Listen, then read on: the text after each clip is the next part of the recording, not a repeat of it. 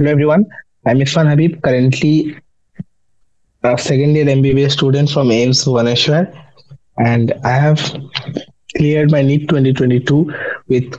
इरफान ये camera icon अंदर कर लो प्लीज। हाँ, इसको ठीक है। Hello everyone, I'm Irfan Habib, currently a second year MBBS student from AIMS Bhubaneswar, and I have cleared my NEET 2022 with All India rank 594 and a score of 685.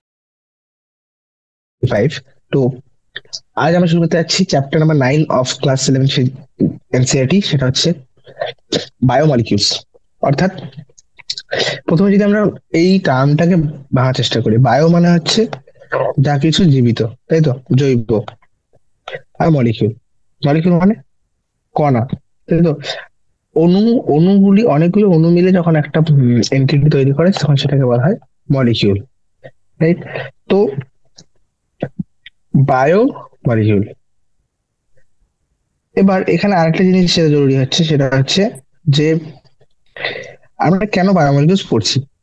তো তো আমরা এতদিন বা এখনো অব্দি যত কিছু দেখেছি অ্যাজ আ ওয়াইল, আমরা একটা হিউম্যান বিইং যখন দেখেছি বা কোনো একটা কোষকে যখন ডিসকাস করেছি, কোষ, কলা, তো সব ক্ষেত্রেই আমরা দেখছিলাম যেটা বাইরে থেকে আমরা চোখে দেখতে পাচ্ছি, চোখে দেখতে পাচ্ছি বা মাইক্রোস্কোপিতে যা দেখতে পাচ্ছি, এখন অব্দি তাই ডিসকাশন হয়েছে। কিন্তু এদের একদম মলিকিউলার লেভেলে, তাই তো, সেখানে ঘটনাগুলি কি হচ্ছে, কোষের মধ্যে কিভাবে কোষের এত এই যে কোষগুলি বিভিন্ন রকম কাজ করছে, মাইটোকন্ড্রিয়া শক্তি উৎপন্ন করছে, রাইবোজোম প্রোটিন তৈরি করছে। তো এই যে প্রত্যেকটা মলিকিউলার লেভেলে যখন এই জিনিসগুলোকে ডিসকাস করা হয় তখন সেটাকে বলা হয়। তাহলে আমি এই কথাটা মানে কি বুঝলাম, যেহেতু অণুর অনেকগুলো অণু একসঙ্গে থাকে তখন সেটাকে বলা হয় মলিকিউল, তাই বলতে পারি যৌগ অণুসমূহ। এবার বেসিক্যালি আমরা এই চ্যাপ্টারে যে জিনিসগুলো দেখবো সেগুলো হচ্ছে যে কিভাবে আমরা রাসায়নিক গঠনের বিশ্লেষণ কিভাবে করি, কেমিক্যাল কম্পোজিশন বা রাসায়নিক যে গঠন সেটাকে আমরা কিভাবে বিশ্লেষণ করি, এবং প্রাইমারি, সেকেন্ডারি মেটাবলাইট, প্রাথমিক ও গৌণ বিপাকজাত বস্তু সমূহ, বিপাকের পরে যে সমস্ত বস্তু তৈরি হয় সেগুলোকে মেটাবলাইট বলে, এবং সেটা প্রাইমারি বা সেকেন্ডারি অর্থাৎ গৌণ এবং মুখ্য দুটোই হতে পারে। ঠিক আছে, এবার নেক্সট, বায়ো ম্যাক্রোমলিকিউলস বা ম্যাক্রো মানে হচ্ছে বৃহৎ, তাই তো। তাহলে বৃহৎ জৈব অণুগুলি, প্রোটিন, প্রোটিনের গঠন, পলিস্যাকারাইড, পলিস্যাকারাইড, প্রোটিন, প্রোটিনের গঠন করে দেখে নেবো আমরা, প্রোটিন পলিস্যাকারাইড সম্বন্ধে জানবো।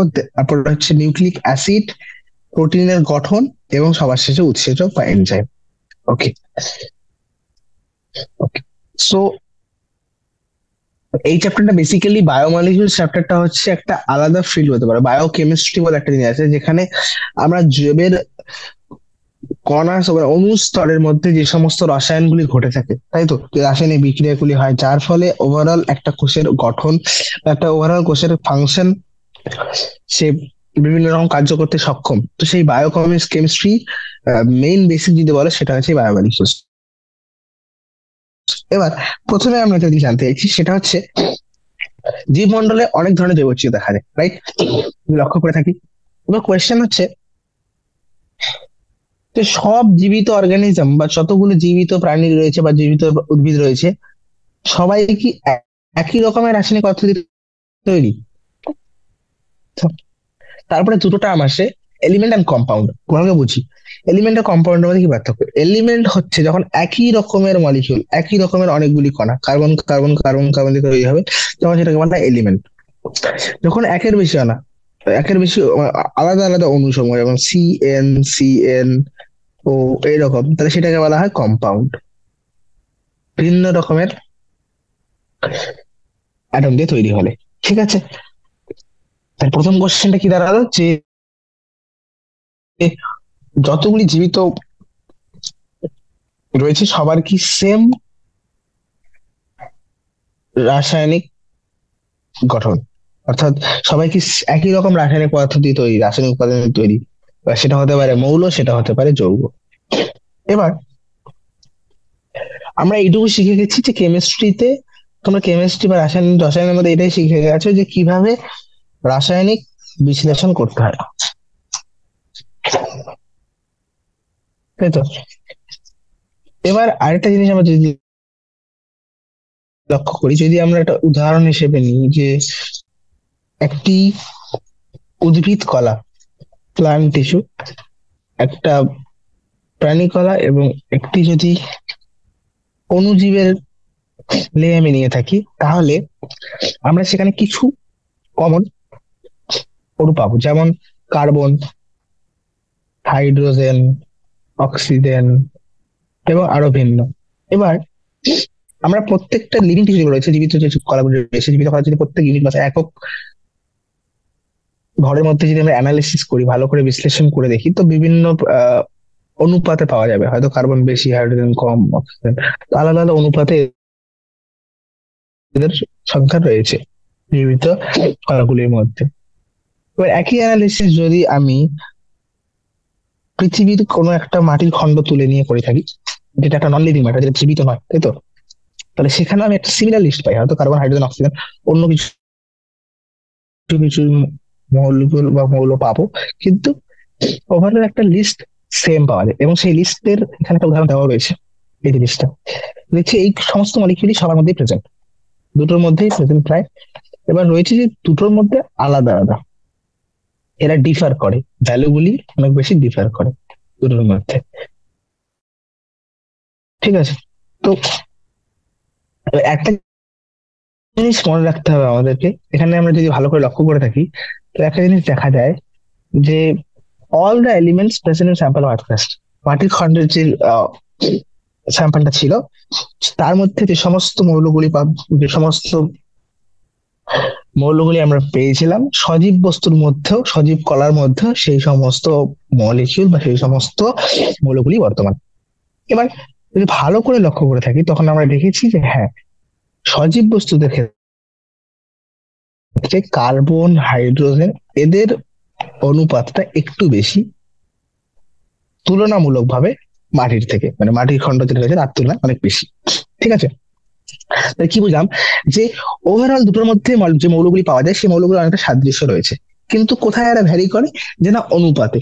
এবার সেই দিক থেকে দেখতে গেলে কার্বন, হাইড্রোজেন এই সমস্ত মৌলের মানে বেশি পরিমাণে পাওয়া যায় সজীব বস্তুর মধ্যে। আর অন্যদিকে সিলিকন বা অন্যদিকে সিলিকন, গোল্ড, এই সমস্ত মলিকিউল যেগুলো রয়েছে, এগুলো বেশি পাওয়া যায় আর্থ ক্রাস্ট বা নন লিভিং। এগুলো সজীব বস্তুর তুলনায় জড় পদার্থের মধ্যে বেশি পাওয়া যায়, ঠিক আছে? বুঝে নিতে গেল। এবার আমরা ওভারঅল একটা রেজাল্টটার কথা বললাম, রাসায়নিক বিশ্লেষণের যে রেজাল্ট এসেছিল সেটা আমরা এখানে টুকে দিয়েছি, কিন্তু কিভাবে আসলে আমরা রাসায়নিক বিশ্লেষণ করে থাকি, রাসায়নিক কোনো একটা উপাদানের বিশ্লেষণ আমরা কিভাবে করি, তাই তো? তো আমি যখন তোমাদেরকে জিজ্ঞেস করি, যদি আমি জিজ্ঞেস করি যে what type of organic compounds, একটা সজীব বস্তুর মধ্যে কি কি যৌ- জৈব যৌগ পদার্থ পাওয়া যায়, কম পরিমাণে জৈব যৌগ পদার্থ, তাহলে জৈব যৌগ পদার্থ কি কি পাওয়া যায় একটি সজীব বস্তুর মধ্যে? এবার যদি সে এটা উত্তর খুঁজতে যায়, কিভাবে খুঁজবে?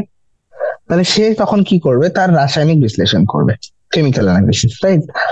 এবার আমি একটা সজীব বস্তু তুলে নিতে পারি, যে কোনো সজীব বস্তু, আমি একটা অ্যানিমাল টিস্যু নিয়ে নিলাম, যেমন পিস অফ লিভার। আমি একটা প্লান্ট টিস্যু, আমরা উদ্ভিদ কলা নিতে পারি, যেমন হচ্ছে একটা সবজি, বা প্রাণী কলাও নিতে পারি, একটা যকৃতের একটা খণ্ড, ঠিক আছে? তারপরে আমরা এটাকে গ্রাইন্ড করি, গ্রাইন্ড মানে পিষে দেওয়া, ঠিক আছে, চূর্ণ করে দেওয়া। এবং গ্রাইন্ড ট্রাইক্লোরো অ্যাসিডিক অ্যাসিড দিয়ে, ট্রাইক্লোরো অ্যাসিড ঢেলে মর্টার এবং পেশালের মধ্যে, মর্টার এবং পেশালের সাহায্যে একটা চূর্ণ করে দেওয়া হলো পুরোপুরি। তারপরে আমরা যেটা পাবো সেটা হচ্ছে একটা পুরু কাইয়ের মতো পাই, একটা কিছু পুরু কাই, স্লারি। এবার আমরা মনে করো এইটাকে এবার কি করতে চাইছি, একটা চিজ ক্লথ বা একটা কটন, অর্থাৎ একটা মিহি কাপড় বা তুলার মধ্যে দিয়ে যখন এটাকে পাস করাই, তখন দুটো অংশ পাই।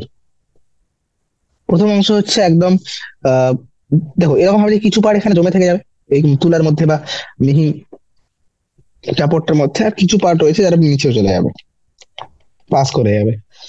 তো দুটো অংশ পাচ্ছি। একটা হচ্ছে যে পার্টটা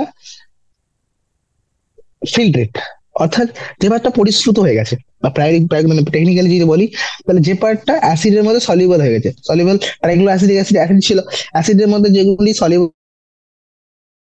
অ্যাসিডের মধ্যে যেগুলো দ্রবীভূত হয়ে গেছে, তাহলে সেগুলো কি করছে, অ্যাসিডের সঙ্গে সঙ্গে চলে গেছে পাস করে, তাহলে পরিশ্রুত বা যেটা হচ্ছে acid soluble flaxseed, acid soluble পুল, তাহলে অ্যাসিড দ্রাব্য পদার্থ। আর দ্বিতীয় অংশ রয়েছে যেখানে অ্যাসিড অদ্রাব্য অংশটা রয়ে গেছে, সেটা কোথায় থাকবে, সেটা তো পাস করতে পারবে না, তাহলে সেটা অপরিশ্রুত। এবার বিজ্ঞানীরা ভালো করে লক্ষ্য করে দেখেছেন এই যে অ্যাসিড সলিউবল ফ্র্যাকশন যেটা পাস করে গেল, যেটা পরিশ্রুত, সেই পার্টটা প্রায় হাজার হাজার অর্গানিক কম্পাউন্ড থাকে, অনেক জৈব যৌগ পদার্থ থাকে। এবার আরো যখন উঁচু ক্লাসে কেউ যদি বায়োকেমিস্ট্রি অনার্স বা বায়োকেমিস্ট্রি খুব বেশি ডিসকাশন করে, তখন আমরা দেখতে পারি যে কিভাবে একটা লিভিং টিস্যুর বাকি যে এই যে কম্পাউন্ড গুলো, একটা জৈব পদার্থ গুলির কিভাবে আমরা বিশ্লেষণ করি, তার এক্সাক্ট আরো বিভিন্ন পদ্ধতি রয়েছে। আরো বিভিন্ন পদ্ধতির মাধ্যমে আমরা বিভিন্ন টেকনিক ইউজ করে থাকি, যেখানে একটা কম্পাউন্ড থেকে অন্য কম্পাউন্ড গুলি, তাই তো, একটা যৌগ পদার্থ থেকে অন্য যৌগ পদার্থ গুলো আলাদা আলাদা করা, সেগুলির সঠিক পরিমাণে অংশ বা যেটাকে বলে, তাই তো, সঠিক অংশে ভাগ করা, যে কত ভাগ রয়েছে, অনুপাত, তার ফ্র্যাকশন বের করা, ঠিক আছে, এগুলি। অন্য যদি বলতে চাই তাহলে বলতে পারি যৌগের পৃথকীকরণ এবং তার বিশুদ্ধীকরণ, আইসোলেট অ্যান্ড পিউরিফিকেশন। এবার যৌগের উপর বিশ্লেষণ পদ্ধতি প্রয়োগ করে আমরা অনেক আণবিক সংকেত ব্যবহার করতে পারি, আণবিক মলিকিউলার ফর্মুলা যেগুলো, তাই তো, আণবিক সংকেত এবং তার গঠনেরও একটা আমাদের আইডিয়া আমাদের চলে আসে যখন আমরা এই সমস্ত জিনিসগুলোকে, মনে করো আমি যদি একটা ফ্র্যাকশন বের করি যে হ্যাঁ সি 80% রয়েছে, এন 20% রয়েছে, অ্যাপ্রক্সিমেটলি আইডিয়া পাওয়া যায় যে হ্যাঁ C4N এরকম টাইপের হতে পারে, তাই তো। তো এরকমই কিছু প্যাটার্ন রয়েছে, তোমরা যখন কেমিস্ট্রিতে যখন জিনিস মোল কনসেপ্ট নামে চ্যাপ্টারটি পড়বে, তো অটোমেটিক্যালি এসব বুঝতে পারি কিভাবে গঠন, মানে একটা মলিকুলার কম্পোজিশন জানা থাকলে আমরা সেখান থেকে তার একটা স্ট্রাকচার গঠনের আইডিয়া এবং তার মলিকুলার ফর্মুলাও আণবিক সংকেত বের করার একটা হিন্ট পেয়ে যাই, ঠিক আছে। এবার যে সমস্ত যৌগের মধ্যে আমরা কার্বন পাই, সেই সমস্ত যৌগগুলোকে বলা হয় বায়োমলিকিউলস, অর্থাৎ জৈব অণু। এবার কিন্তু সজীব বস্তুর মধ্যে যদি দেখি, সজীব বস্তুর মধ্যে শুধুমাত্র আহ, সবসময় যে জৈব পদার্থ বা অর্গানিক পদার্থ থাকবে তার তো কোনো মানে নেই। কিছু কিছু সময় এর মধ্যে অজৈব পদার্থ বা ইনঅর্গানিক সাবস্টেন্সও পাওয়া যায়, ইনঅর্গানিক এলিমেন্ট, ইনঅর্গানিক মৌল বা যৌগ পাওয়া যায়। কি হয় জানো, যদি এখানে আরেকটা জিনিস আমাদের করতে হবে একটু অন্যরকম পরীক্ষা, সেটা কি করি আমরা, এখানে আমরা কি করি, একটা সজীব কলার অংশ নিয়ে নিলাম, যেমন মনে করো একটা পাতা, উদ্ভিদ কলা হিসেবে, বা একটা প্রাণী কলা হিসেবে কোনো যকৃতের অংশ দিয়ে, এবার এটা যদি ওজন করে দেখি, এটা যে আমি ওজনটা পাবো সেটা কি, সেটা হচ্ছে এর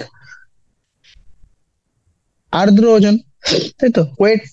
এবার তারপরে কি করলাম, আমি এটাকে ড্রাই করলাম, আমি এটাকে ড্রাই করছি, ড্রাই করলে এর থেকে জল বেরিয়ে যাবে, তাই তো।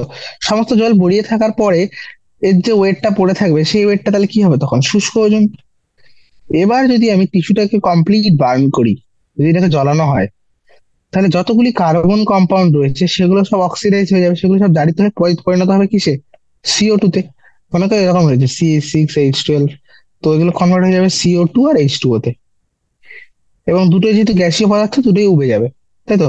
তাহলে অ্যাশ হিসেবে যেটা পড়ে থাকবে, ছাই হিসেবে যেটা পড়ে থাকবে জ্বালানোর পরে, সেই অংশটা কি হবে, সেই অংশটা শুধুমাত্র অজৈব পদার্থ গুলোই থাকবে, কারণ জৈব পদার্থ কার্বন কন্টেনিং যেগুলো ছিল, সেগুলো সব তো কার্বন ডাই অক্সাইড আর জল হিসেবে বেরিয়ে গেছে, H2 হিসেবে। কিন্তু বাকি যেটা ছাই রূপে পড়ে থাকবে, সেটার মধ্যে শুধুমাত্র কি দেবো, অজৈব পদার্থ, যেমন সালফেট, ফসফেট। এবং এগুলোকে কোথায় পাওয়া যায়, এগুলোকে পাওয়া যায় সেই অ্যাসিড দ্রাব্য অংশের মধ্যেই, ঠিক আছে। এবার ভালো করে যদি এগুলোর আলো ভালো করে আমরা উম, উপাদানের বিশ্লেষণ করে থাকি, তাহলে আমরা পাই যে সজীব কলার মধ্যে হাইড্রোজেন, অক্সিজেন, ক্লোরিন, কার্বন ইত্যাদি মৌল উপাদান হিসেবে পাওয়া যায়। হাইড্রোজেন, অক্সিজেন, ক্লোরিন, কার্বন এগুলোকে পাওয়া যায়।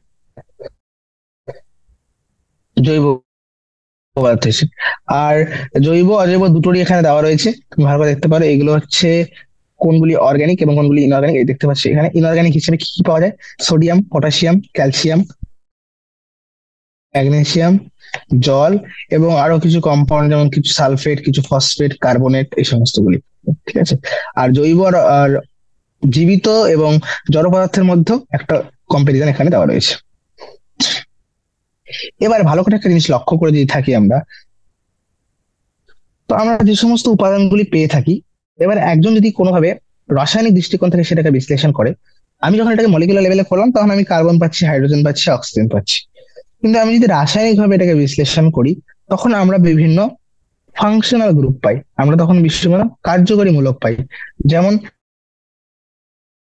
অ্যালডিহাইড, যেমন কিটোন, অ্যারোমেটিক যৌগ, তাই তো? এবং সেটাকেই যদি আমি একজন বায়োলজিস্ট বা জীববিদ্যা দৃষ্টিকোণ থেকে দেখি, তখন সেই যৌগগুলোকে আমি বলবো either amino acid or nucleotide, or সেটা হয়তো নিউক্লিওটাইড বেস বা নিউক্লিওটাইড ক্ষার, বা আমি সেটাকে ফ্যাটি অ্যাসিড। তাহলে ডিপেন্ড করছে আমি কার দৃষ্টিকোণ থেকে দেখছি, আমি কিভাবে সেটাকে বিশ্লেষণ করছি। ঠিক আছে। এবার যখন আমি বললাম অ্যামিনো অ্যাসিড, তো অ্যামিনো অ্যাসিড কি আগে প্রথমে বুঝি। অ্যামিনো অ্যাসিড হচ্ছে একটি এমন জৈব উম, যৌগ যেটির মধ্যে অ্যামিনো অ্যাসিড, অর্থাৎ একদিকে থাকবে অ্যামিনো গ্রুপ, অন্যদিকে থাকে অ্যাসিড গ্রুপ, এবং যার সঙ্গে দুটোই একই কার্বনের সঙ্গে জুড়ে থাকে, এবং সেই কার্বনটিকে আমরা বলি আলফা কার্বন। এই জন্য এই অ্যামিনো অ্যাসিড গুলোকে বলা হয় আলফা অ্যামিনো অ্যাসিড। আরো কিছু অ্যামিনো অ্যাসিড রয়েছে যেগুলিতে কার্বনের, যে কার্বনের সঙ্গে অ্যামিনো গ্রুপ থাকে তার সঙ্গে নয়, তার পরের কার্বনের সঙ্গে হয়তো অ্যাসিড গ্রুপ থাকে, তখন সেটাকে বলি বিটা অ্যামিনো অ্যাসিড। এরকম ভাবে গামা অ্যামিনো অ্যাসিড আরো কিছু রয়েছে। কিন্তু সচরাচর আমরা যদি জৈব অণুগুলির মধ্যে বা জীবিত প্রাণীর মধ্যে যে অ্যামিনো অ্যাসিড পাই সব থেকে বেশি পরিমাণে, সেটা হচ্ছে আলফা অ্যামিনো অ্যাসিড। এই আলফা অ্যামিনো অ্যাসিড গুলি, they are nothing but they are substituted methane. অর্থাৎ তুমি যদি লক্ষ্য করে থাকো, মিথেন অণু কি হয়েছে, CH4, এরকম গঠন ছিল মিথেনের। এবার মিথেনের সাবস্টিটিউট কেন বলছি, তো মিথেনের একটা হাইড্রোজেন সরিয়ে সেটাকে অ্যামিনো গ্রুপ দিয়ে দাও, আরেকটা হাইড্রোজেন সরিয়ে সেটাকে কার্বক্সিলিক অ্যাসিড, আরেকটা হাইড্রোজেন সরিয়ে সেখানে একটা আর গ্রুপ যদি জুড়ে দিই, তাহলে এটা একটা অ্যামিনো অ্যাসিড হয়ে গেল। এবার এই আর গ্রুপটা হচ্ছে ভেরিয়েবল, আর গ্রুপ অনেক কিছু হতে পারে, তাই তো?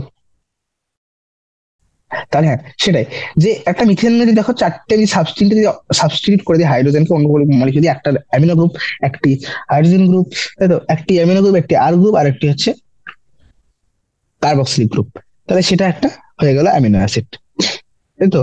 এবার এই যে আর গ্রুপ, আর গ্রুপের নেচারটা কিরকম, বা আর গ্রুপ যে রয়েছে, আর মূলকের প্রকৃতি অনুযায়ী অ্যামিনো অ্যাসিড গুলো পরিবর্তিত যৌগ সম্পন্ন করে। কিন্তু বেশিরভাগ ক্ষেত্রে এই আর এর শুধুমাত্র প্রোটিনে যে সমস্ত পাওয়া যায় এরকম অ্যামিনো অ্যাসিড শুধুমাত্র 20টা অ্যামিনো অ্যাসিড এমন যেগুলি প্রোটিন তৈরি করে, এবং সেগুলি আমাদের জরুরি। কারণ অ্যাজ এ ভাইরাস আমরা যখন দেখি হিউম্যান বডিতে, মানব শরীরে বা জৈব পদার্থের মধ্যে, আমরা জৈব জীবিত প্রাণীর মধ্যে কি পাবো, প্রোটিন পাবো, এবং সেগুলি এই সমস্ত 20টা অ্যামিনো অ্যাসিড দিয়ে তৈরি। ঠিক আছে। আর মূলক হতে পারে হাইড্রোজেন, আর মূলকটা হতে পারে হাইড্রোজেন, কার ক্ষেত্রে, গ্লাইসিনের ক্ষেত্রে। হতে পারে মিথাইল গ্রুপ, CH3, অ্যালানিনের ক্ষেত্রে। বা হতে পারে হাইড্রোক্সি মিথাইল, মানে CH2OH, কার ক্ষেত্রে, সেরিনের ক্ষেত্রে। আরো ওরকম দেওয়া রয়েছে এখানে অনেক উদাহরণ দেখতে পারো। এই যে আর গ্রুপটা যদি হাইড্রোজেন হয় তাহলে সেটা গ্লাইসিন, আর গ্রুপ যদি মিথাইল গ্রুপ হয় তাহলে সেটা অ্যালানিন, আর গ্রুপ যদি হাইড্রোক্সি মিথাইল গ্রুপ হয় তাহলে সেটা হচ্ছে সেরিন। ঠিক আছে। আর গ্রুপের ডিপেন্ডিং, এবং অন্যান্য আরো আর গ্রুপ রয়েছে যার বেসিসে এরকম 20টা আর গ্রুপ থাকবে, যার জন্য 20 প্রকারের অ্যামিনো অ্যাসিড পাই যেগুলি প্রোটিন তৈরি করে। এরকম আছে আর বেশি আর গ্রুপ নেই, কিন্তু সেই সমস্ত অ্যামিনো অ্যাসিড গুলো প্রোটিন তৈরি ব্যবহৃত হয় না বলে আমরা সেগুলো নিয়ে অত বেশি ডিসকাশন করছি না। Okay? এবার অ্যামিনো অ্যাসিড গুলোর যদি আমি ভৌত এবং রাসায়নিক ধর্ম আবশ্যিকভাবে নির্ভর করে যে অ্যামাইনো, কার্বক্সিল ও আর কার্যকরীমূলক কি রয়েছে। যেমন কতগুলি অ্যামিনো গ্রুপ রয়েছে, বা কতগুলি কার্বক্সিল গ্রুপ রয়েছে, তার বেসিসে যদি অ্যামিনো গ্রুপের সংখ্যা কার্বক্সিল গ্রুপের সংখ্যার থেকে বেশি হয় তাহলে সেটা হবে বেসিক বা সেটা হবে ক্ষারীয়। আর যদি সেটিতে কার্বক্সিল মূলকের সংখ্যা অ্যামিনো মূলকের তুলনায় বেশি থাকে, অ্যামিনো অ্যাসিড গুলোর তুলনায়, তাহলে সেটাকে বলা হয় অম্লীয় বা অ্যাসিডিক। অম্লীয় এবং ক্ষারীয় উদাহরণ হিসেবে ধরেছে অম্লীয়তে গ্লুটামিক অ্যাসিড, আরো যেগুলোতে অ্যাসিড রয়েছে অ্যাসিটিক অ্যাসিড, বেসিক হচ্ছে লাইসিন, নিউট্রাল হচ্ছে ভ্যালিন অ্যামিনো অ্যাসিড। ঠিক আছে, নিউট্রাল মানে যখন ধরো একই সংখ্যার আর গ্রুপটাতে কোনো রকম অ্যাসিডিক গ্রুপ বা কোনো রকম মিথাইল গ্রুপ নেই, ঠিক আছে, তার কারণে ও মিথাইল গ্রুপ মানে অ্যামিনো অ্যাসিড গ্রুপ এবং কার্বক্সিল গ্রুপের সংখ্যা চেঞ্জ হচ্ছে না, দুটোই সেম আছে, তখন সেটা হচ্ছে নিউট্রাল। এবার অ্যামিনো অ্যাসিডের মধ্যে এরকম কিছু অ্যামিনো অ্যাসিড রয়েছে যেগুলো aromatic amino acid. Aromatic amino acid উদাহরণ হচ্ছে ট্রিপ্টোফ্যান, ফিনাইল অ্যালানিন, টাইরোসিন, এই সমস্ত। এবার অ্যামিনো অ্যাসিডের মধ্যে আরেকটা স্পেশাল আরেকটা পার্টিকুলার বলতে পারো আরেকটি বিশেষ ধর্ম দেখা যায়, সেটা হচ্ছে যে এরকম ভাবে এরা এক্সিস্ট করে না। আমরা যেভাবে দেখালাম যে CR H amino group carboxylic group মূলক এভাবে এক্সিস্ট করে না। এরা কিভাবে এক্সিস্ট করে, যে এরা সবসময় আয়োনাইজেবল নেচার, মানে সবসময় কি হচ্ছে এরা নিজেদের আয়নিত আয়নিত হয়ে যায়। যদি আয়নিত হয়ে যায় তাহলে এইদার হতে পারে এটা হাইড্রোজেন H+ একসেপ্ট করতে পারে, তাই তো, বা এই H+টা লুজ করতে পারে, বা ব্যালেন্সড করতে পারে, তাই তো। তো এই যে গঠনটা যে এখানে একই মলিকিউলের মধ্যে প্লাস মাইনাস একটা সেম টাইম, অর্থাৎ একই মলিকিউলের মধ্যে অ্যাসিড এবং বেস, আম্লিক এবং ক্ষার, দুটোই যদি একটা মলিকিউলের সময় একই সময় থাকে তখন অ্যামিনো অ্যাসিডের এই গঠনটাকে বলা হয়, এই ফর্মটাকে বলে জুইটার আয়নিক ফর্ম। ওকে, এবার বিভিন্ন রকম পিএইচ এর মধ্যে মনে করো যে পিএইচ আমি বাড়িয়ে দিই, পিএইচ বাড়িয়ে দিলে হাইড্রোজেনের সংখ্যা কম, তাহলে সেক্ষেত্রে H+ ছেড়ে যাবে, তাহলে এই ফর্মে পরিণত হবে পিএইচ যখন হাই। যখন আমি পিএইচ চেঞ্জ কমিয়ে দেবো তখন H+ এর সংখ্যা বেড়ে যাবে, তখন H+ একসেপ্ট করে পরিণত হবে এটাতে। তাহলে ডিপেন্ড করছে যে অ্যামিনো অ্যাসিডটা কোন পিএইচ এ রয়েছে, বেশি পিএইচ এর আলাদা গঠন হবে, কম পিএইচ এ আলাদা গঠন হবে। এবং একটা এমন পিএইচ পাবে যেই পিএইচ টাতে যতগুলি সংখ্যক অ্যাসিডিক গ্রুপ এবং বেসিক গ্রুপের সংখ্যা বা প্লাস এবং মাইনাস চার্জের পরিমাণ সমান থাকবে। সেই এবার এই অবস্থা যদি আমি ইলেকট্রিক ফিল্ডে দিয়ে দিই অ্যামিনো অ্যাসিড, তো অ্যামিনো অ্যাসিড না প্লাসের দিকে মুভ করবে না মাইনাসের দিকে। তো এই গঠনটাকে বলা হয়, এই যে একটা প্লাস মাইনাস দুটো চার্জ থাকা সত্ত্বেও যে নিউট্রাল, এই ফর্মটাকে বলা হয় দুইটা আয়নিক ফর্ম। এবং এটা যে পিএইচ হয় সেই পিএইচটাকে বলে আইসো ইলেকট্রিক পিএইচ। ঠিক আছে, ওকে। এবার আমরা নেক্সট ডিসকাস করতে এসেছি, সেটা হচ্ছে লিপিড। প্রোটিন সম্বন্ধে জানলাম, প্রোটিন না অ্যামিনো অ্যাসিড সম্বন্ধে জেনে গেছি, এবার আসছি lipid. So what are lipids? Lipids are generally water insoluble. Lipid হচ্ছে জলের মধ্যে অদ্রাব্য পদার্থ। আমরা জানি তুমি যদি জলের মধ্যে তেল ছেড়ে দাও, তেল কি ডুবে যায় না, তেল ভেসে থাকে, তাই তো। লিপিড হচ্ছে জলের মধ্যে একটা অদ্রাব্য পদার্থ। কিন্তু এবার লিপিড অনেক রকম হতে পারে। এরা হতে পারে simple fatty acid. Fatty acid মানে কি? ফ্যাটি অ্যাসিড, তাহলে এখানে কি থাকবে, একটা অ্যাসিড গ্রুপ থাকবে, কার্বক্সিল গ্রুপ, যেটা একটি আর গ্রুপের সঙ্গে অ্যাটাচ, তাই তো। আর মূলকের সাথে একটা কার্বক্সিল মূলক যুক্ত থাকে। এবার আর মূলকটা হতে পারে মিথাইল, আর গ্রুপটা হতে পারে ইথাইল, হতে পারে অন্য কোনো বেশি সংখ্যক CH2 মূলক যুক্ত পদার্থ। 1 কার্বন থেকে শুরু করে 19 কার্বন অব্দি অনেক কিছু হতে পারে, ঠিক আছে। এবার উদাহরণ হিসেবে তুমি নিতে পারো পামিটিক অ্যাসিড, যার মধ্যে 16টা কার্বন থাকে, ইনক্লুডিং কার্বক্সিল গ্রুপ জুড়ে টোটাল 16টা কার্বন। আর অ্যাক্টিনিক অ্যাসিড, যার মধ্যে 20টা কার্বন থাকে, কারণ সেই কার্বক্সিল কার্বনটাকে নিয়ে, কার্বক্সিল কার্বন মানে যে কার্বনটায় কার্বক্সিল গ্রুপ রয়েছে, এই যে মানে এরকম যদি হয়, তো আমরা কি বলে থাকি যে কার্বক্সিল মূলক মিলিয়ে এটা 2 কার্বন যুক্ত। সেরকম অ্যারাকনিক অ্যাসিড হচ্ছে 20 কার্বন যুক্ত, পারমেটিক অ্যাসিড হচ্ছে 16 কার্বন যুক্ত।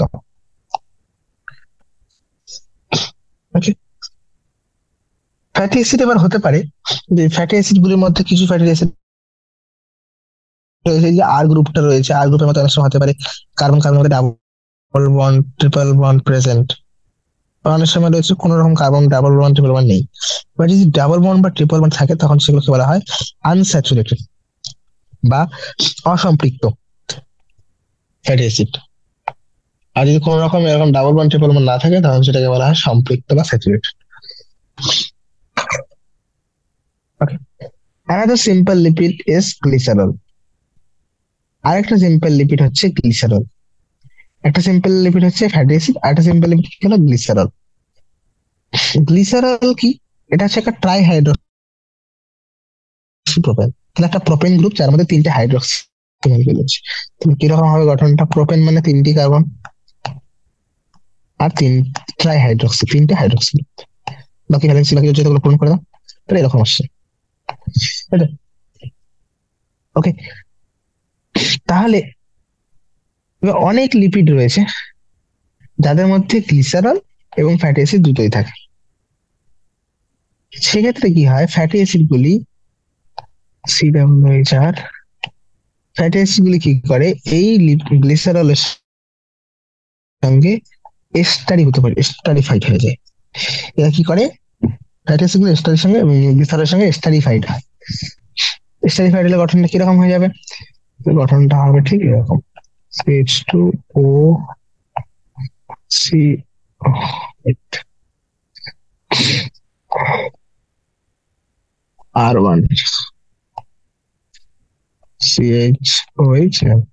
এই যে গঠনটা হলো এটা এস্টারিফাইড ফর্ম। মনে রাখবো এই অক্সিজেনটা কিন্তু এখান থেকে OH গ্রুপটা বেরোয় অ্যালকোহল থেকে, আর হাইড্রোজেন গ্রুপটা বেরোয় হচ্ছে অ্যাসিড গ্রুপ থেকে। ঠিক আছে, এগুলো সব কেমিস্ট্রিতে রয়েছে, তোমরা যখন অর্গানিক কেমিস্ট্রি পড়বে।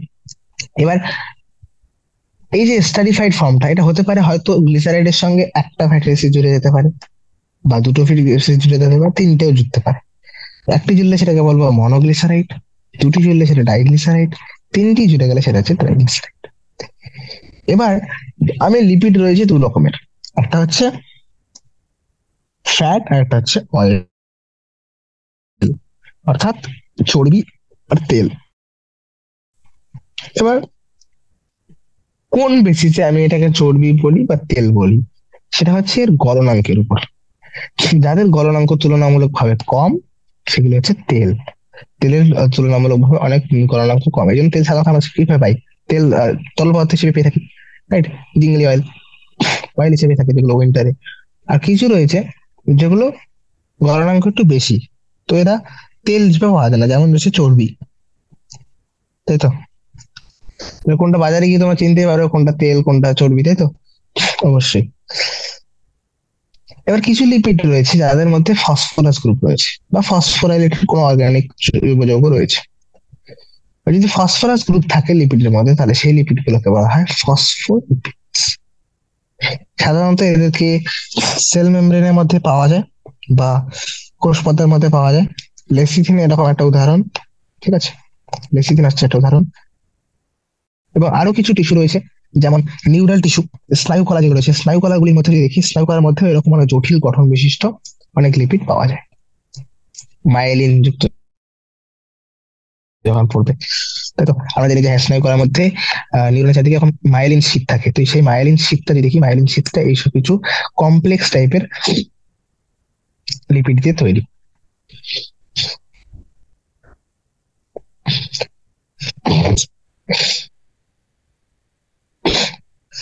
সজীব বস্তুর মধ্যে এরকম অনেক কার্বন যৌগ রয়েছে যেগুলিতে হেটেরোসাইক্লিক বলয় পাওয়া যায়, হেটেরোসাইক্লিক রিং পাওয়া যায়। এরকমই কিছু উদাহরণ হচ্ছে নাইট্রোজেন বেস, নাইট্রোজেন ক্ষার, যেমন অ্যাডেনিন, গুয়ানিন, সাইটোসিন, ইউরাসিল থাকে। এগুলোকে আমরা সাধারণত কোথায় পাই? না, এরা সুগারের সঙ্গে জুড়ে থাকে, এবং যেটাকে আমরা বলি nucleoside. Sugar plus nitrogen base হয়ে যায় নিউক্লিওসাইড। তার সঙ্গে ফসফেট গ্রুপ জুড়ে যায়, স্টারিফাই হয়ে, তাহলে সেটাকে বলে যায় নিউক্লিওটাইড। এটার সঙ্গে আবার যদি ফসফেট গ্রুপ জুড়ে যায় তাহলে হবে নিউক্লিওটাইড। টাইড মানে থ্রি, তাহলে সেখান থেকে বলতে হবে হ্যাঁ টাইড থ্রি, তাহলে এখান থেকে তিনটে, এখানে তিনটে সংখ্যা থাকবে, এখানে দুটো। সাইডে, ঠিক আছে। এবার নিউক্লিওসাইড কোনগুলি? Adenosine, guanosine, thymidine, uridine, cytidine. আর ফসফেট গ্রুপ জুড়ে গেলে, অ্যাসিড গ্রুপ জুড়ে গেলে, তাহলে সেটা হচ্ছে adenylic acid, thymidylic acid, guanylic acid. এগুলো হচ্ছে নিউক্লিওটাইড। এবার অনেক নিউক্লিক অ্যাসিড রয়েছে, যেমন ডিএনএ, আরএনএ, এগুলো হচ্ছে nucleic acid. Deoxy ribo nucleic acid আর রাইবো নিউক্লিক অ্যাসিড। এই দুটো হচ্ছে কি, এর মধ্যে একের বেশি নিউক্লিওটাইড মিলে এই ডিএনএ বা আরএনএ তৈরি করে। নিউক্লিওটাইডের পলিমার বলতে পারো। এবার ডিএনএ আরএনএ কাজ কি আমরা অবশ্য অলরেডি জানি, যে ডিএনএ আরএনএ হচ্ছে জেনেটিক ম্যাটেরিয়াল হিসেবে বা জিনোর বস্তু হিসেবে ব্যবহার হয়ে থাকে। আমাদের গঠনগুলো দেখে নিই একটু। এখানে দেখতে পাচ্ছ, এটা ফ্যাটি অ্যাসিডের উদাহরণ, এটা গ্লিসারল, এটা একটা ট্রাইগ্লিসারাইড, এটা একটা ফসফোলিপিড বলেছিলাম, ফসফোলিপিডের মধ্যে ফসফেট গ্রুপ থাকবে একটা। আরো কিছু কমপ্লেক্স টাইপের মলিকিউল যেমন কোলেস্টেরল, এগুলি কোষ পর্দার মধ্যে পাওয়া যায়। এখানে দেখতে পাচ্ছ nitrogen base adenine, uracil. Adenine group যদি একটা সুগার গ্রুপের সঙ্গে জুড়ে যায়, রাইবোজ গ্রুপের সঙ্গে জুড়ে যায়, সেক্ষেত্রে বলেছি অ্যাডিনোসিন। ইউরাসিল গ্রুপটা যদি একটা রাইবোজ গ্রুপের সুগার গ্রুপের সঙ্গে জুড়ে যায়, তাহলে সেই নিউক্লিওসাইডের নাম হচ্ছে ইউরিডিন। তার সঙ্গে যদি ফসফেট গ্রুপ জুড়ে গেল, তাহলে সেটা হয়ে গেল নিউক্লিওটাইড, যেমন হচ্ছে অ্যাডিনাইলিক অ্যাসিড। ইউরিডিনের ক্ষেত্রে, ইউরিডিনের ক্ষেত্রে হলে সেটা হচ্ছে ইউরিডাইলিক অ্যাসিড। এবার এই নিউক্লিওটাইড গুলো যখন একের বেশি নিউক্লিওটাইড এভাবে অ্যারেঞ্জ হয়ে যাবে, তখন সেটা হবে কি, নিউক্লিক অ্যাসিড। উদাহরণ হচ্ছে DNA, RNA, deoxyribonucleic acid, ribonucleic acid, যেগুলি জিন বস্তু হিসেবে ব্যবহার হয়ে থাকে। ওকে, তো অলমোস্ট আমরা কেমিক্যাল রাসায়নিক বিশ্লেষণটা পড়ে ফেলেছি, তাই তো? যে হ্যাঁ, কখন প্রোটিন বলতে পারি, কখন লিপিড, কোনগুলো অ্যাসিড দ্রাব্য অংশের মধ্যে পাওয়া যায়, কোনগুলো অ্যাসিড অদ্রাব্য অংশের মধ্যে পাওয়া যায়, তাই তো? এবার নেক্সট যেটা আসছে সেটা হচ্ছে মেটাবলাইটস বা বিপাকজাত বস্তু সমূহ। এটা হতে পারে প্রাথমিক, এটা হতে পারে গৌণ।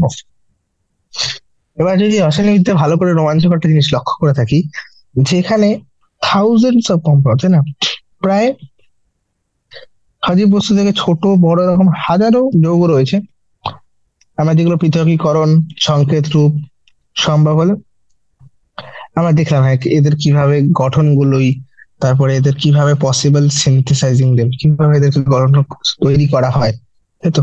তাদের গঠন, তাদের পৃথকীকরণ করা, তাই তো?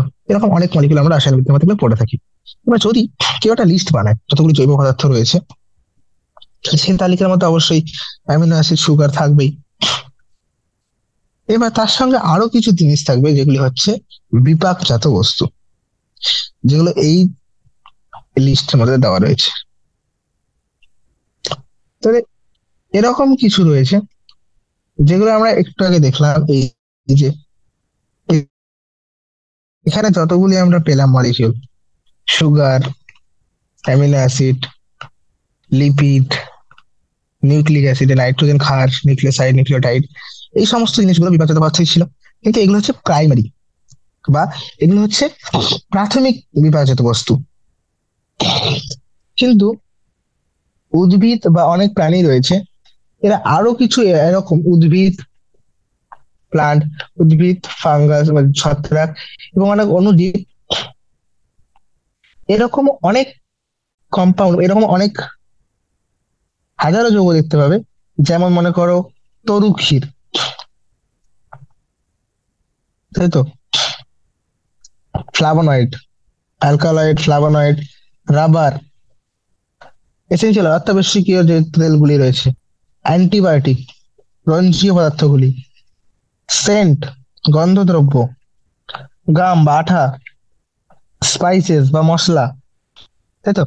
এই যে জিনিসগুলি রয়েছে, এগুলোকে আমরা বলে থাকি গৌণ বা সেকেন্ডারি বিপাকজাত পদার্থ বা গৌণ বিপাকজাত পদার্থ। কেন? কারণ এগুলো ডিরেক্টলি কোনোভাবেই কোনো একটা জীবের বেঁচে থাকতে সাহায্য করছে না। এরকম নয় এদের ছাড়া জীব, কোনো একটা জীবিত বস্তু, যে প্রাণীটা রয়েছে, যে উদ্ভিদটা রয়েছে বা যে ছত্রাক রয়েছে, সে বেঁচে থাকতে পারবে না। এগুলি হচ্ছে তার মধ্যে যে সমস্ত মেটাবলিজম হয়ে থাকে, যে সমস্ত বিপাক জিনিসগুলো হচ্ছে, তার ফলে কোনো না কোনো স্টেপের মধ্যে তার উদ্ভিদ দেহে বা ছত্রাক দেহের মধ্যে এই সমস্ত পদার্থগুলি তৈরি হয়ে থাকে বিভিন্ন মেকানিজমের মাধ্যমে, এবং যেগুলো হয়তো কোনো না কোনো ভাবে সেই উদ্ভিদের কোনো কাজে লাগছে, এবং তার সঙ্গে আমরা বিশেষ করে, তাই না, এগুলি হয়তো সেরকম ভাবে, এরকম না ওগুলো ছাড়া বেঁচে থাকতে পারবে না। কোনো একটা জীবিত বস্তু বেঁচে থাকার জন্য কিছু স্পেশাল থাকে না, এসেনশিয়াল এসেনশিয়াল নয় এগুলি, এগুলো একদম অত্যাবশ্যকীয় নয়। তো এগুলি অন্য কোনো ভাবে ব্যবহৃত হয়ে থাকে, এবং অ্যাজ এ হিউম্যান ওয়েলফেয়ার যদি বলি, আমাদের জন্য কেন জরুরি, কারণ এগুলি মানব কল্যাণে ব্যবহৃত হয়ে থাকে। সেটা রাবার হোক, ড্রাগ হোক, মশলা হোক, দ্রব্য, তাই তো, রঞ্জীয় পদার্থ হোক, বা সেটা গন্ধদ্রব্য হোক, সবগুলি হিউম্যান কাইন্ড, মানব কল্যাণে প্রচুর পরিমাণে ব্যবহার হয়ে থাকে। সেই জন্যই এগুলি অনেক বেশি, তাই তো, বিভাজিত পদার্থগুলি অনেক বাস্তুতান্ত্রিক গুরুত্ব রয়েছে, এই জন্যই আমরা এগুলোকে বেশি করে পড়ে থাকি। তো এরকম কিছু বিভাজিত পদার্থগুলিকে বিভিন্ন গ্রুপে ভাগ করা হয়েছে, যেমন রঞ্জক পদার্থের মধ্যে কি আসে, ক্যারোটিনয়েড, অ্যান্থ্রাসায়ানিন পড়বে, এগুলো বিভিন্ন রকম রঞ্জক পদার্থ পাওয়া যায়। উপক্ষার হিসেবে পাওয়া যায় হচ্ছে অ্যালকালয়েড, বা উপক্ষার হিসেবে পাওয়া যায় মরফিন, কোডেন, এগুলো ড্রাগ হিসেবে ইউজ হয়। টার্পিনয়েডস, টার্পিন গ্রুপ যেগুলি, টার্পিন, মনোটার্পিন, ডাইটার্পিন। অত্যাবশ্যকীয় তেল, লেমন গ্যাস অয়েল। বিষ হিসেবে অ্যাবাডিন, রিসিন। ইন ইন যেগুলোতে আসবে সেগুলো মনে রাখবো, ছোট ছোট কথা, তাই তো, in in in in toxin, এগুলো বিষ, ঠিক আছে। লেকটিন, কনকাভালামিন, যেমন মনে রাখবো কনকাভালামিন এ হচ্ছে একটা লেকটিনের উদাহরণ। ঔষধ হিসেবে ভিনব্লাস্টিন, কার্কিউমিন, এগুলো পাওয়া যায়। কার্কিউমিন হচ্ছে হলুদের মধ্যে পাওয়া যায়, ঠিক আছে। পলিমারিক পদার্থ হিসেবে রাবার, আঠা, সেলুলোস, এগুলো সব কোনো না কোনো ভাবে মানব কল্যাণে ব্যবহৃত হয়ে থাকে, ঠিক আছে। এরপরে আমাদের সব থেকে ইম্পর্টেন্ট পার্ট, সেটা হচ্ছে বৃহৎ জৈব অণুসমূহ। এই ছকটা প্লিজ মনে রাখার চেষ্টা করবো, এখান থেকে ম্যাথটা কলম টাইপের কোশ্চেন দিয়ে দেয়। একদিকে কোনটা অ্যালকালয়েড দিয়ে দেবে, একটা অ্যালকালয়েড উদাহরণ দেবে, টক্সিন টক্সিন উদাহরণ, ল্যাকটিন লেকটিন উদাহরণ। তো ছকটা যতবার সম্ভব লিখে লিখে মুখস্থ করার চেষ্টা করবো, ফ্ল্যাশ কার্ড বানিয়ে, but try to revise it multiple times. Okay. Biomacromolecules, বৃহৎ জৈব অণুসমূহ। এবার আমি এটাকে বৃহৎ কেন বলছি? আমরা জৈব অণু অলরেডি বুঝেছি, হ্যাঁ, যে এগুলি জীব বস্তুর মধ্যে পাওয়া যায়, জীবিত প্রাণীর মধ্যে, জীবিতদের মধ্যে পাওয়া যায়, তাই এদেরকে জৈব অণু সমূহ বলি। কিন্তু এটা বৃহৎ জৈব অণু কেন বলছি, ম্যাক্রোমলিকুল বলছি কেন? বিকজ অ্যাসিড দ্রাব্য অংশ যেটা ছিল আমার, এই যে অ্যাসিড দ্রাব্য অংশ যেটা ছিল, দেখা গেছে যে এদের ওজন প্রায় 18 থেকে 800 ডাল্টনের মধ্যে। উম, আর যেগুলি অ্যাসিড অদ্রাব্য অংশে পাওয়া গেছে, সেখানে মেনলি 4টে অর্গানিক কম্পাউন্ড পাওয়া গেছে।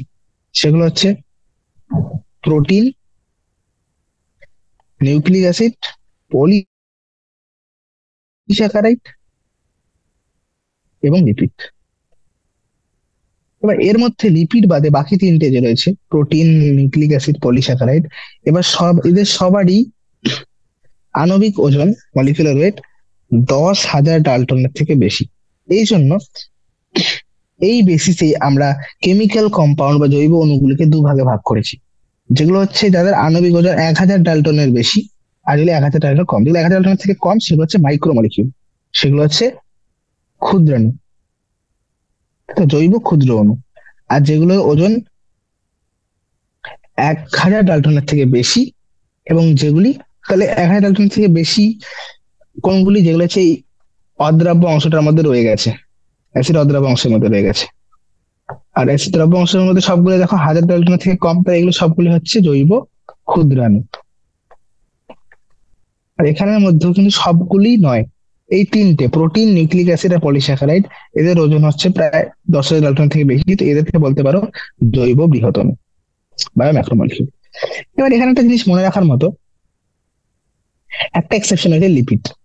লিপিডের ওজন কিন্তু 800 ডাল্টনের থেকে বেশি নয়, আণবিক ওজন 800 ডাল্টনের থেকে বেশি নয়, কিন্তু তবুও এটা জল জলে অদ্রাব্য অংশের মধ্যে কেন পাওয়া যায়? কেন? কারণ লিপিড হতে পারে অনেক ছোট, আণবিক ওজন হয়তো অনেক বেশি নয়, কিন্তু কোষ পর্দা ও অন্য অন্য পর্দার মধ্যে এরা এরকম ভাবেই সজ্জিত থাকে। এবার যখন আমি এটাকে ভেঙে দিলাম, আমরা জানি কোষ পর্দার মধ্যে লিপিড মেনলি পাওয়া যায়, কোষ পর্দা বা অন্যান্য পর্দাগুলির মধ্যে।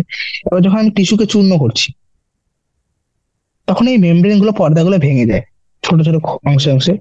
এরকম পর্দাগুলো অনেকগুলো ছোট ছোট অংশে ভেঙে যায়, এবং সেগুলি কি করে, একটা ভেসিকল তৈরি করে ফেলে, ছোট ছোট অংশ পরিণত হয় এবং থলি তৈরি করে, থলি। এই জন্যই অ্যাসিড অদ্রাব্য অংশ থেকে এরা পৃথক হয় এবং বৃহৎ অণু অংশে থেকে যায়। ওই যে এবার যদি থলি তৈরি করে, মনে করে এরকম, এগুলো ওজনে ছোট, কিন্তু এরা একসঙ্গে মিশে মিশে গিয়ে এরকম থলি তৈরি করছে বড় বড়। তো এই থলি তৈরি করে, তখন সেটা পাস করতে পারছে না মিহিকা পর্ব গঠনের মধ্যে দিয়ে। এই জন্য এটা অ্যাসিড অদ্রাব্য অংশের মধ্যেই থেকে যায়।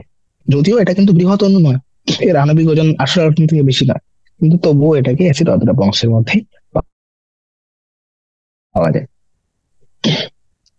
এই জন্যই, এই কারণেই টুকরো অংশগুলি বা থলিগুলো অ্যাসিড অদ্রাব্য অংশ থেকে পৃথক হয় এবং বৃহৎ অণুগুলির সঙ্গে থেকে যায়। ঠিক আছে, লিপিড কিন্তু কোন রকম ভাবেই বৃহৎ অণু নয়, এটা মনে রাখবো।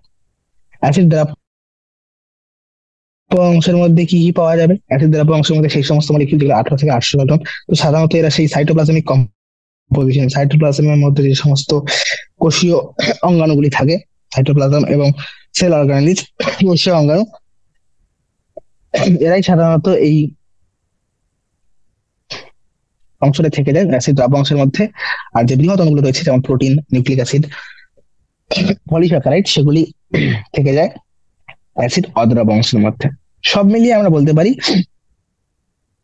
এই অ্যাসিড দ্রাব্য অদ্রাব্য মিলেই প্রায় কোষের যত রকম রাসায়নিক সংগঠন রয়েছে সেগুলোকে উপস্থাপন করে। তো ভালো করে যদি আমরা দেখি, তো এখানে একটা এভারেজ কম্পোজিশন কোষের মধ্যে সব অণুগুলির একটা অ্যাপ্রক্সিমেটলি এভারেজ বলতে পারো, তাই তো? কোষের সমস্ত উপাদানগুলো একটা গড় দিয়ে দেখি, তো ওয়াটার সব থেকে বেশি পরিমাণে রয়েছে, প্রায় 70 থেকে 90%। প্রোটিন রয়েছে টেন, তো 10 থেকে 15%। কার্বোহাইড্রেট এ বি সি, 3 দিয়ে শুরু হয়, রাইট? 3 মনে রাখবো, C L M, carbohydrate, lipid, nucleic acid. 3 2 1, sorry, C L I, carbohydrate, lipid, ion. 3 2 1। আর নিউক্লিক অ্যাসিড, নিউক্লিক কথাটা তো রয়েছে 7টা, অ্যাসিডে 5টা, তো 5 থেকে 7, এভাবে মনে রাখতে পারো। আমি এইভাবে মনে রেখেছিলাম, ঠিক আছে? তাহলে কি কি হয়ে গেল? ওয়াটার সব থেকে বেশি পরিমাণে রয়েছে, 70 থেকে 90%। প্রো 10 10 থেকে 15। সি 3, লিপিড 2, আয়ন 1, আয়নে আই রয়েছে 1, ঠিক আছে? আর লিপিড আর নিউক্লিক অ্যাসিড 7 থেকে 5, 5 থেকে 7, ঠিক আছে? এটা হচ্ছে একটা কোষের মধ্যে রাসায়নিক উপাদান যেগুলো রয়েছে সেগুলো একটা গড়, অ্যাপ্রক্সিমেট এরকমই থাকে, ঠিক আছে? এবার আমরা ইন ডিটেল ডিসকাস করতে যাচ্ছি প্রোটিন, দেন পলিস্যাকারাইড এবং নিউক্লিক অ্যাসিডের গঠনগুলি। তারপরে একটু চেষ্টা করবো প্রোটিনের গঠনটা দেখে নেওয়ার, এবং অ্যাট দ্য এন্ড আমাদেরকে উৎসেচকে বেশি ফোকাস করতে হবে, ঠিক আছে? তো ম্যাক্রোমলিকুলের মধ্যে প্রথম আমি ডিসকাস করছি প্রোটিন। এবার প্রোটিন কি দিয়ে তৈরি সেটা আমরা জানি। প্রোটিন হচ্ছে একটা পলিপেপটাইড, পেপটাইড বন্ধনের মাধ্যমে একের বেশি অ্যামিনো অ্যাসিড যুক্ত হয়ে থাকে। অ্যামিনো অ্যাসিডের গঠন অলরেডি আমরা পড়ে নিয়েছি। এবার আমরা জানি প্রোটিনের মধ্যে যে সমস্ত অ্যামিনো অ্যাসিড গুলি পাওয়া যায় সেগুলি কত টাইপের? 20 প্রকারের, তাই তো? সেটাকে বলে হোমোপলিমার।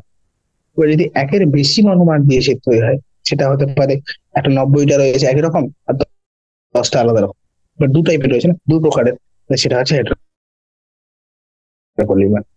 এবার যেহেতু প্রোটিনের ক্ষেত্রে, যেহেতু আমরা জানি যে 20 প্রকারের অ্যামিনো অ্যাসিড রয়েছে, এবং প্রত্যেকটা প্রোটিনের, কোনো প্রোটিনই এরকম নয় যেটা প্রোটিনের শুধুমাত্র এক টাইপের অ্যামিনো অ্যাসিড পাওয়া যায়। অবশ্যই সবসময় একের বেশি প্রকারের অ্যামিনো অ্যাসিড পাওয়া যায়, তাই তো? দ্যাট ইজ ওয়াই প্রোটিন গুলি কি হেটারোপলিমার। ওকে, চলো এবার আরো যদি ডিটেলে ডিসকাস করি, তখন আমরা কিছু জিনিস জানতে পারি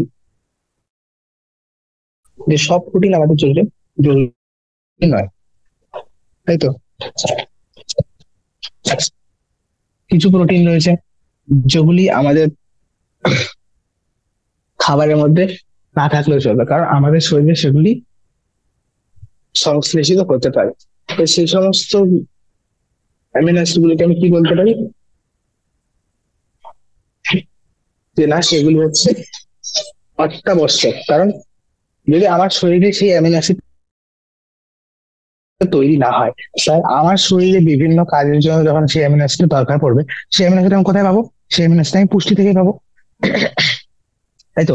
তাহলে দু টাইপের অ্যামিনো অ্যাসিড হতে পারে, যে এক হচ্ছে আমাকে সেটা পুষ্টির মাধ্যমে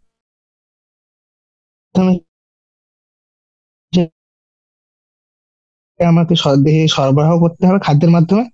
এবার যদি খায় পুষ্টি নিউট্রিশনের মাধ্যমে, তাহলে সেটা কি, সেটা এসেনশিয়াল বা অত্যাবশ্যক, অপরিহার্য বলতে পারো, এসেনশিয়াল অত্যাবশ্যক বা অপরিহার্য অ্যামিনো অ্যাসিড, যেটা ডায়েটের মধ্যে থাকতেই হবে, খাদ্যের মাধ্যমে দেহে সরবরাহ করতেই হয়। আর কিছু রয়েছে যেগুলো আমাদের শরীরে অলরেডি সংশ্লেষিত করতে পারে, তো খাদ্যের মাধ্যমে সেগুলোর প্রয়োজন পড়বেই না, তাই তো? তাহলে সেগুলি হচ্ছে নন এসেনশিয়াল বা অনপরিহার্য, অনপরিহার্য বা অপরিহার্য বলতে পারো। তাহলে একটা হচ্ছে অপরিহার্য, একটা হচ্ছে অনপরিহার্য। ঠিক আছে, এবার অনপরিহার্য কোনগুলি, যেগুলো আমাদের বডি নিজে থেকে তৈরি করতে পারে। আর পরিহার্য কোনগুলি, অপরিহার্য কোনগুলি, যেগুলো আমাদেরকে খাদ্য সরবরাহের মাধ্যমে সাপ্লাই দিতে হয়, তাই তো? এবার প্রোটিন আমাদের শরীরে বিভিন্ন কাজ করে আমরা জানি। কিছু প্রোটিন রয়েছে যারা খাদ্য বস্তু, প্রোটিন বিভিন্ন রকম কাজ করে। কিছু প্রোটিন রয়েছে যেগুলি মনে করো কোষপর্দার মধ্যে দিয়ে কোনো একটা পরিপোষকে পরিবহন করতে হবে, ট্রান্সপোর্ট করতে হবে কোনো একটা নিউট্রিয়েন্টকে, তাই তো? পরিপোষককে ধর মনে করো সেলের মধ্যে ট্রান্সপোর্ট করতে হবে, পরিবহন করা। বা কিছু ইনফেকশিয়াস এজেন্টস এর বিরুদ্ধে কাজ করা, যেগুলো হচ্ছে অ্যান্টিবডি, তাই তো? অ্যান্টিবডি যেগুলো হচ্ছে ইনফেকশাস বা যে সমস্ত সংক্রমণ রয়েছে, সংক্রমণের প্রতিরোধে ব্যবহৃত হয়। কিছু হরমোন, কিছু উৎসেচক, তাই তো? এবং কোলাজেন যেটা হচ্ছে, কোলাজেন হচ্ছে অ্যানিমাল ওয়ার্ল্ড এর মধ্যে, অর্থাৎ কোলাজেন হচ্ছে প্রাণী জগতের মধ্যে কোলাজেন প্রোটিন সব থেকে বেশি পরিমাণে পাওয়া যায়। এবং আর বায়োস্ফিয়ারের মধ্যে যদি দেখি, জীবমণ্ডলের মধ্যে, তাহলে জীবমণ্ডলের মধ্যে রুবিস্কো সব থেকে পরিমাণে পাওয়া যায় প্রোটিন হিসেবে। রুবিস্কো কি, রুবিস্কো একটা এনজাইম, লাইট রিয়াকশন ইউজ হয়, সরি ডার্ক রিয়াকশন ইউজ হয়, রাইট? তো সানলাইট কে ট্র্যাপ করতে হেল্প করে রুবিস্কো, রাইট? তো সেই রুবিস্কো হচ্ছে জীবমণ্ডলের মধ্যে সব থেকে বেশি পরিমাণে রয়েছে, তাই তো? আর যদি প্রাণী জগতের মধ্যে স্পেসিফিক্যালি বলি, তাহলে সেটা কোনটা, সেটা হচ্ছে collagen. Okay, next is polysaccharide.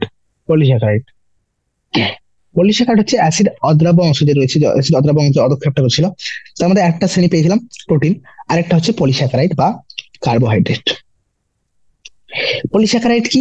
Polysaccharide এটা হচ্ছে অনেকগুলো স্যাকারাইড দিয়ে তৈরি, হ্যাঁ, অনেকগুলো সুগার অণুর চেন, একটা অনেকগুলি শর্করা দিয়ে তৈরি, ঠিক আছে? এবার দেয়ার থ্রেডস, এগুলো মনে করতে পারো একটা সূত্র, যেগুলি একের বেশি মনোস্যাকারাইড দিয়ে সমন্বয়ে তৈরি। এবার হতে পারে একই রকমের মনোস্যাকারাইড, একই রকমের মনোস্যাকারাইড হতে পারে, যেমন গ্লুকোজ। আবার হতে পারে হেড্রো, তাহলে সেলুলোজ, যার মধ্যে একই শুধুমাত্র এক টাইপের পলিমার মনোমার পাওয়া যায়, সেটা হচ্ছে গ্লুকোজ, একটাই মনোস্যাকারাইড, আর সেটা হচ্ছে হোমোপলিমার। আবার কিছু রয়েছে যেমন স্টার্চ, যেটা উদ্ভিদ দেহের মধ্যে পাওয়া যায় সেলুলোজের মতোই, কিন্তু এটা উদ্ভিদের ক্ষেত্রে পাওয়া যায়, ঠিক আছে? সেটাও কিন্তু হোমোপলিমার, কারণ এর মধ্যে শুধুমাত্র গ্লুকোজ দিয়ে তৈরি। এবার অ্যানিমালের মধ্যে আরেকটা পাওয়া যায় ভেরিয়েন্ট, সেটা আছে গ্লাইকোজেন। এটাও কি স্টোর হাউস অফ এনার্জি, এটাও কি করে শক্তি সঞ্চয় করে রাখে। যেমন প্রাণীর ক্ষেত্রে স্টার্চ রয়েছে, তেমনি উদ্ভিদ থেকে কি রয়েছে, গ্লাইকোজেন। আর সেলুলোজ কি, সেলুলোজ হচ্ছে উদ্ভিদের যে কোষ প্রাচীর, সে কোষ প্রাচীরের নির্ণয় হেল্প করে, নির্মাণে। এবার ইনিউলিন রয়েছে, ফ্রুক্টোজের একটা পলিমার, এর মধ্যে শুধুমাত্র ফ্রুক্টোজ থাকে, তো এটা একটা হোমোপলিমার।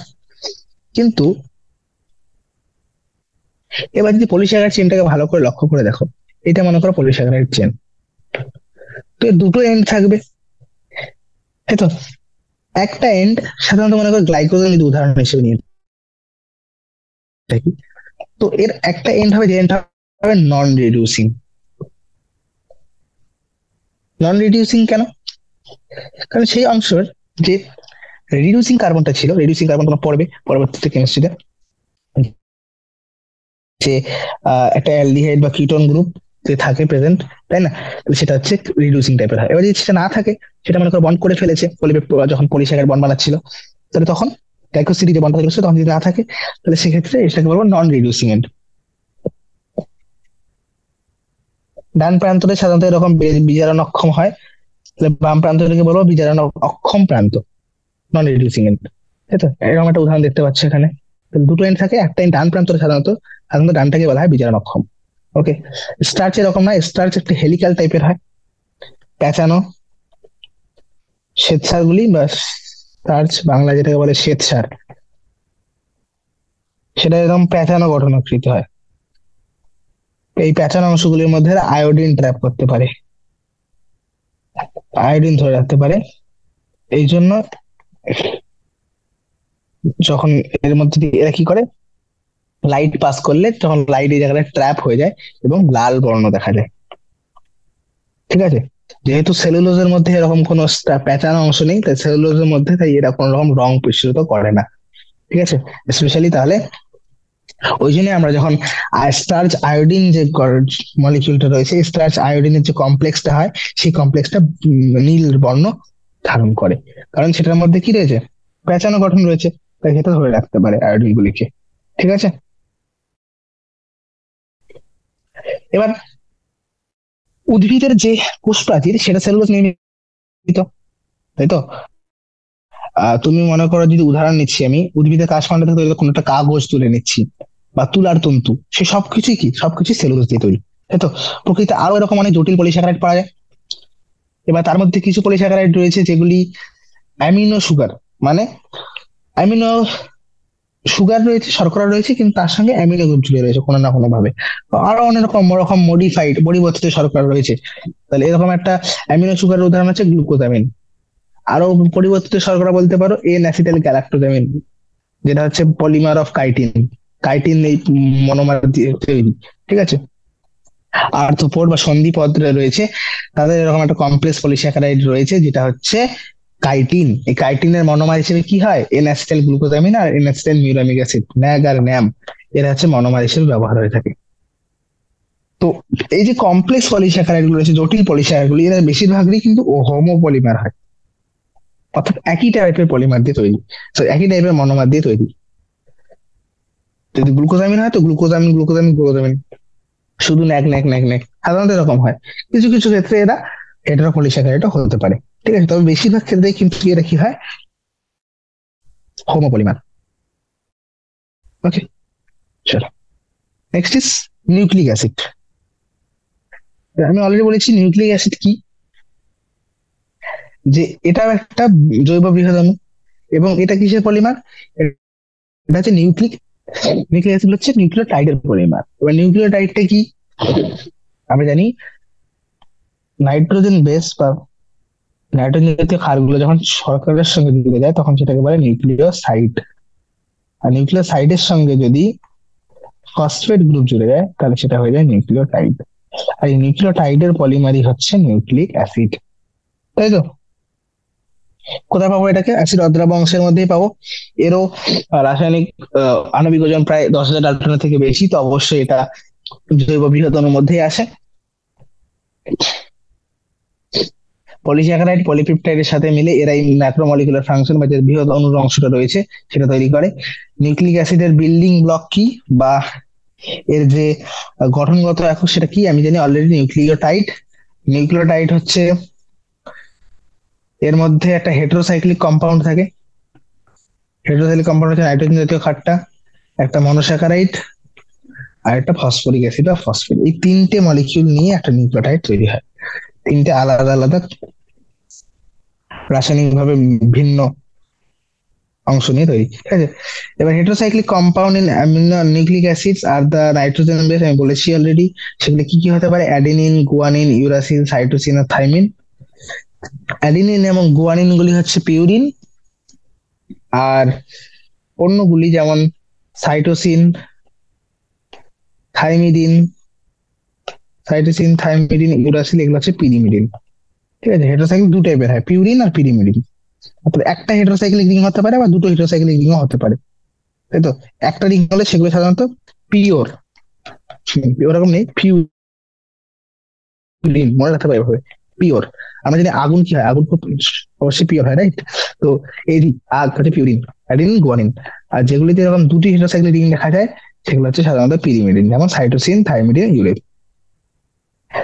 এবার পলিনিউক্লিওটাইড চেনের মধ্যে যে সুগারটা সাধারণত পাওয়া যায় সেটা হতে পারে হয় রাইবোজ সুগার, যেমন আরএনএ তে রয়েছে, আর হতে পারে 2 ডিঅক্সি রাইবোজ সুগার। মানে রাইবোজের যে 2 নম্বর কার্বনটা রয়েছে সেখান থেকে যদি অক্সিজেন, আর যেটা আমরা জানি এরকম গঠন হয় OH, তো সেই অক্সিজেন যদি জারিত হয়ে সরে যায়, তাহলে যদি অক্সিজেন বেরিয়ে যায় তাহলে সেটাকে বলে 2 ডিঅক্সি রাইবোজ। সেটা থাকবে ডিএনএ এর মধ্যে। আর যেগুলোতে রাইবোজ থাকে সেগুলো হচ্ছে আরএনএ। এটা একটা বেসিক, ঠিক আছে, খুব বেশি ডিটেলে নিউক্লিক অ্যাসিড নিয়ে ডিসকাস করা হয়নি এনসিআরটি তো, কারণ এটা জরুরি নয়। ঠিক আছে, বায়োমলিকুলে আমাদের জাস্ট বেসিক বেসিক গঠন দরকার, হ্যাঁ কি থাকে কি থাকে না এগুলি। ঠিক আছে, নেক্সট আমরা দেখছি স্ট্রাকচার অফ প্রোটিন। প্রোটিনের গঠন সম্বন্ধে একটু দেখে নেবো। তো প্রোটিনের গঠন, আগে বলেছি যে প্রোটিন হচ্ছে একটা হেটেরোমলিকুলার, হেটেরোপলিমার, মানে এখানে একের বেশি অ্যামিনো অ্যাসিডের, এক প্রকারের নয় বিভিন্ন প্রকারের অ্যামিনো অ্যাসিড নিয়ে সমন্বয়ে পলিপেপটাইড একটা চেন তৈরি করে। এবার ইনঅর্গানিক কেমিস্ট্রি যদি দেখি, তো সেখানে বিভিন্ন মলিকুলার ফর্মুলা দেখতে পাবে। ধর অজৈব রসায়ন যদি তুমি দেখো, অনুগঠন বলতে আমরা কি বলি, আণবিক সংকেত বা NaCl MgCl, আণবিক সংকেতে দেখিয়ে দিই এটাই হচ্ছে গঠন। কিন্তু অর্গানিক কেমিস্ট্রিতে এরকম নয়। অর্গানিক কেমিস্ট্রিতে জৈব রসায়ন বিদ্যায় কি করা হয়, অনুগঠন বলতে দ্বিমাত্রিক গঠনকে বোঝানো হয়। 2 ডাইমেনশনাল যেটা গঠন, দ্বিমাত্রিক গঠনটা, যেমন বেনজিন, ন্যাপথালিন, এগুলি। Psychiatrist, sorry, physicist conjure up the 3 dimensional views. এবার ফিজিসিস্টরা কি করে, 3 ডাইমেনশনাল, ত্রিমাত্রিক গঠন উপস্থাপন করে। আবার অন্যদিকে অনেক এরকম জীববিজ্ঞানী রয়েছে যারা প্রোটিনের গঠনকে 4টি স্তরে বর্ণনা করে, তাই তো, 4টি স্তরে, 1D 2D 3D 4D, তাই তো, একমাত্রা 2 মাত্রা, 4টি স্তরে ডিভাইড করে। সেই 4টি স্তর কি কি জীববিজ্ঞান টাইমে আমরা দেখতে চাই, তো সেগুলো হচ্ছে দেখো, প্রথমে আমরা আসছি একদম বেসিক লেভেল, প্রাইমারি স্ট্রাকচার। ঠিক আছে, একদম প্রাইমারি, প্রাথমিক গঠন, যেখানে শুধুমাত্র অ্যামিনো অ্যাসিডের সিকোয়েন্স দেখা যায়, অর্থাৎ প্রোটিনের অ্যামিনো অ্যাসিড গুলি সজ্জাক্রম, কোনটি প্রথম অ্যামিনো অ্যাসিড কোনটি দ্বিতীয় অ্যামিনো অ্যাসিড, এইভাবে অ্যামিনো অ্যাসিড গুলো অবস্থান সজ্জা, ঠিক আছে, এইভাবে থাকে। তো সেটাকে বলে প্রাইমারি স্ট্রাকচার। প্রাইমারি স্ট্রাকচার হচ্ছে যখন প্রোটিন অ্যামিনো অ্যাসিড গুলি পলিপেপটাইড চেন দিয়ে জাস্ট জুড়ে থাকে, আর কিছু নেই, জাস্ট একটা চেন তৈরি করেছে। তাহলে এই স্ট্রাকচার থেকে আমি বলতে পারি যে কোন অ্যামিনো অ্যাসিডটা প্রথমে রয়েছে, কোনটি দ্বিতীয়, কোনটি তৃতীয়। এই যে অবস্থান বোঝা যাচ্ছে যে গঠনটা, সেটা হচ্ছে প্রাথমিক বা প্রাইমারি স্ট্রাকচার। এবার যেটা একদম লেফট সাইডে থাকে সেটা ফার্স্ট অ্যামিনো অ্যাসিড, আর যেটা একদম রাইট সাইডে থাকে সেটা হচ্ছে লাস্ট অ্যামিনো অ্যাসিড। তাই তো, এই গঠনটা দেখো, প্রাইমারি গঠনটা। ফার্স্ট অ্যামিনো অ্যাসিডটা সাধারণত এন টার্মিনাল হয়, মানে এদিকে অ্যামিনো গ্রুপটা থাকে। আর রাইট টার্মিনাল বা লাস্ট অ্যামিনো অ্যাসিডটা সাধারণত সি টার্মিনাল হয়, আর এদিকে কার্বক্সিল গ্রুপটা থেকে যায়। এবার সবসময় এরা এরকম রিজিড রড হিসেবে থাকে না। এরা কি করে, এরা কি করে নিজেদের মধ্যে এরকম প্যাঁচানো হেলিক্যাল তৈরি করে, হেলিক্যাল গঠন তৈরি করে, অথবা এরা এরকম একটা প্লেটের মতো, শীটের মতো, হয় হেলিক্স ঘোরানো সিঁড়ির আকারে থেকে যায়, বা উপর নিচে এরকম ভাঁজ হয়ে যেতে পারে। ঠিক আছে, এবার যদি এরকম এরকম প্যাঁচানো ঘোরানো সিঁড়ির মতো তৈরি করে গঠনটা, ঠিক আছে, সিমিলার টু রিভলভিং স্টেয়ারকেস, ঘোরানো সিঁড়ির মতো, তাহলে সেই অংশটা যদি ভালো করে দেখি, এরকম প্যাঁচানো ঘুরের মতো অংশটা, এবং সাধারণত রাইট হ্যান্ডেড হেলিক্স গুলোই পাওয়া যায়। সাধারণত প্রোটিন ডান দিকে ঘোরানো হেলিক্স ফর্মই পাওয়া যায়। এবার তাই তো, এবার অন্যান্য রয়েছে কিছু কিছু জায়গায় যেখানে প্রোটিন কি করে, আরেকটা ফর্ম রয়েছে যে ফোল্ডটা কি বলো, যেখানে আরো বিভিন্ন রকম খায়, অন্যরকম কাজ, কেউ শীট তৈরি করছে, এরকম বিটটা প্লিটেড শীট, মানে এরকম শীট টাইপের গঠন থাকে 2D তেই। ঠিক আছে, এরকম। এটা হচ্ছে সেকেন্ডারি গঠন বা গৌণ, গৌণ গঠন। ঠিক আছে, তাছাড়া একটি দীর্ঘ প্রোটিন শৃঙ্খল। এবার এরা কি করতে পারে, এরকম গঠন ছিল। এবার এই গঠনগুলি মনে করে এরকম তুলোর মতো, এরকম পেঁচিয়ে পেঁচিয়ে পেঁচিয়ে পেঁচিয়ে একটা ফাঁপা বলের মতো যদি উপনিষজ্জিত হয়ে থাকে, তখন সেটাকে বলবো টার্সিয়ারি গঠন বা প্রগৌণ গঠন। এবার এই টার্সিয়ারি গঠন যেটা রয়েছে বা এটা প্রগৌণ গঠনটা রয়েছে, এই গঠনটাই কিন্তু জৈবনিক কার্যকারিতার জন্য প্রয়োজন। এবার কোনো কোনো প্রোটিন রয়েছে যেগুলি একাধিক পলিপেপটাইড বা অর্ধ এককের সমন্বয়ে গঠিত, যে উপায়ে মনে করো মনে করো যদি একটা এরকম তুই ফাঁপা বলো, আমি কি বললাম যে টার্সিয়ারি স্ট্রাকচার ফাঁপা বলের মতো এরকম টাইপের। এরা একে অপরের রেসপেক্টে কিভাবে সজ্জিত থাকে, এই গঠনটাকে আমরা বলবো কোয়াটারনারি স্ট্রাকচার বা চতুর্মাত্রিক গঠন প্রোটিনের। এটা এরকম উদাহরণ কোথায় পাবো বলো?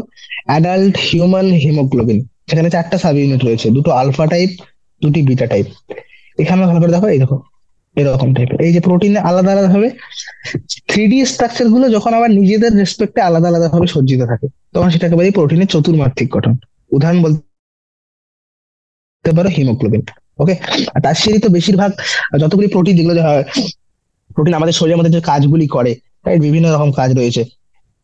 তো জৈবনিক যে কোনো কার্যকারিতার জন্য এই 4টি স্ট্রাকচারটাই জরুরি হয়, যেমন বিভিন্ন এনজাইমস এবং মায়োগ্লোবিন, এই সমস্তগুলি। ওকে। এরপরে আমরা প্রোটিন তাহলে ম্যাক্রোমলিকিউল গুলোর মধ্যে আমরা কি কি দেখলাম? Protein, polysaccharide, nucleic acid. এরপর আসবে এনজাইম বা উৎসেচক, যেটা সব থেকে ইম্পর্টেন্ট পার্ট। এবং এটা বেসিক্যালি কি, এটা হচ্ছে প্রোটিন। ওকে।